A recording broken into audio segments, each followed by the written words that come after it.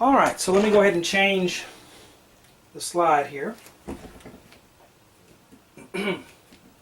Alright, we're in Daniel 9, and this has got to be a complete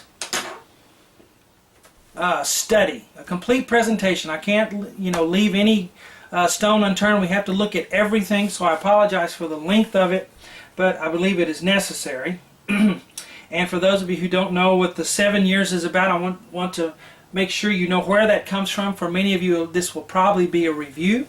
So if you'll turn to Daniel 9, verse 24, Gabriel is talking to Daniel, and he's given him a prophetic timeline. Okay, and it says, 70 weeks are determined upon thy people and upon thy holy city, and he shall cause, and that's the Antichrist, he shall confirm the covenant with many for 1 week, and in the midst of the week he shall cause the sacrifice and the oblation to cease, even until the consummation. So, right there we have a really neat mathematical code here, and very smart men led by the Holy Spirit have figured out, and history has borne this out, that the 70 weeks Daniel is talking about are 490 literal years. Okay, and the code for that is 1 day equals 1 year. So 7 days would be 7 years, or a week of years, and 70 weeks would be 490 years. Okay, 490 literal years, 70 weeks according to Gabriel. All right, 69 of those weeks have passed. All right, 483 years have passed in that 70 weeks, in that 490 years. Okay, the clock stopped on the day Jesus came through on Palm Sunday and presented himself to the Jews as their king. The clock stopped. We have 7 years left. The church is kind of an interruption, or is an interruption, before that those 7 years are going to complete. Okay, so there's 1 week left. There's 69 weeks that have passed. 1 is left. 7 years remain. That's where we get the 7 years. If you've ever wondered that, where we get the 7 years, that's how we get it, because there's 7 years that remain.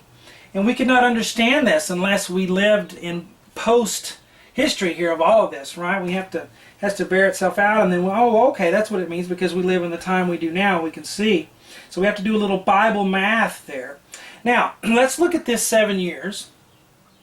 It has a beginning, a middle, and an end. Okay, the beginning of the 7 years will begin when he, which is the Antichrist, will confirm the covenant with many for 1 week, or 7 years. Okay, so there's a covenant or a treaty or whatever it is, that there's an agreement or a confirmation of a covenant. That will begin the 7 years. Now, in the middle of the week, okay, right in the middle, in the midst of the week, he shall cause the sacrifice and oblation to cease. All right? So, that's going to happen in the middle, and that's called the abomination of desolation. And that's where the Antichrist will sit in the temple of God, showing himself to be God. All right, and that's a pretty bad thing, right? It's very blasphemous. But that's the abomination of desolation that will happen in the middle of the week, even until the consummation. So the consummation, that's just a word that means finishing, or the end of the week. Okay, so beginning, middle, and end of the week. The week also has a first half, a second half, and Christ also talks about things that happen after the week, after the tribulation of those days. So the beginning part, and if you want to go ahead and turn to Matthew 24, that's what we'll be in next. But Christ calls this part of it the beginning of sorrows. There's a beginning of sorrows, or the birth pangs, some people call it.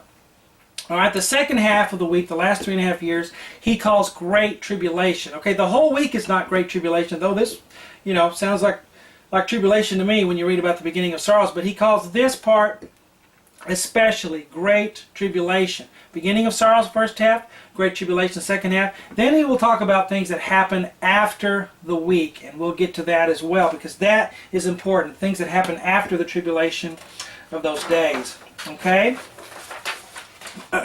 So let's stop the video. I want to do these videos in small chunks, because we can't really, our attention spans are only so long, and I don't want to overload you with information, so I want to give you the chance to take a mental break and digest some of this. And we'll get to the next slide, which will be the beginning of sorrows.